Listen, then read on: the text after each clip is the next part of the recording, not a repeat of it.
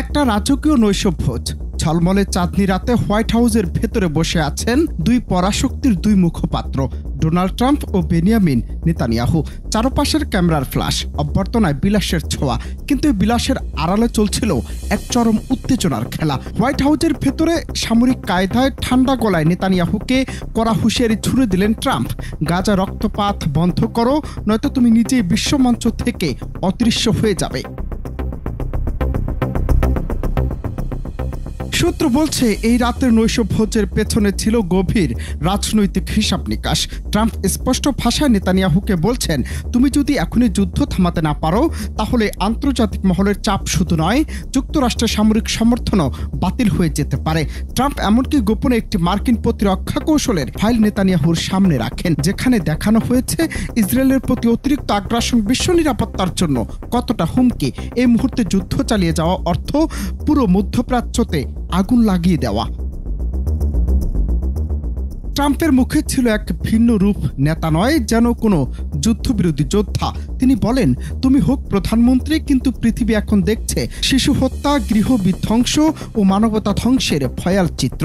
আমি আর এটাকে সমর্থন করতে পারছি না, সময় এসেছে থামার। নেতানিয়াহু তখন স্তব্ধ, এমন তীব্র সরাসরি ভাষায় হয়তো এর আগে কখনো শোনেননি। ঘরের বাতাস হঠাৎ ঠান্ডা হয়ে আসে। নৈশভোজের খাবার স্পর্শ না করে উঠে পড়েন নেতানিয়াহু। ওয়াশিংটন থেকে এএফপি জানিয়েছে, ট্রাম্পের দ্বিতীয় মেয়াদে ক্ষমতায় আসার পর নেতানিয়াহু এটি তৃতীয় দফা ওয়াশিংটন সফর।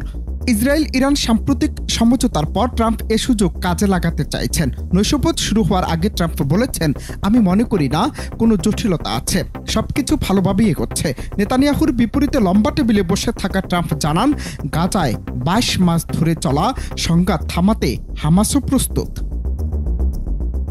এ ঘটনা এখন বিশ্ব মিডিয়ায় ঝড় তুলেছে। প্রশ্ন উঠছে, যুক্তরাষ্ট্র কি সত্যি ইসরায়েলের চাপ দিতে শুরু করেছে?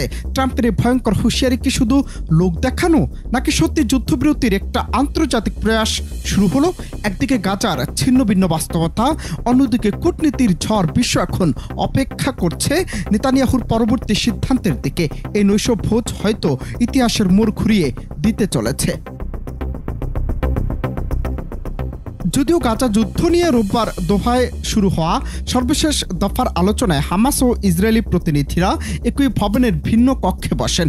আলোচনার সাথে সম্পৃক্ত এক ফিলিস্তিনি কর্মকর্তা এএফপিকে জানিয়েছেন, সোমবারের আলোচনার কোনো অগ্রগতি ছাড়াই শেষ হয়েছে। তবে হামাস ও ইসরায়েলি প্রতিনিধি দল পরবর্তীতে আবার আলোচনায় বসার কথা রয়েছে। Ananta Hasan Masud, Bangla TV news desk.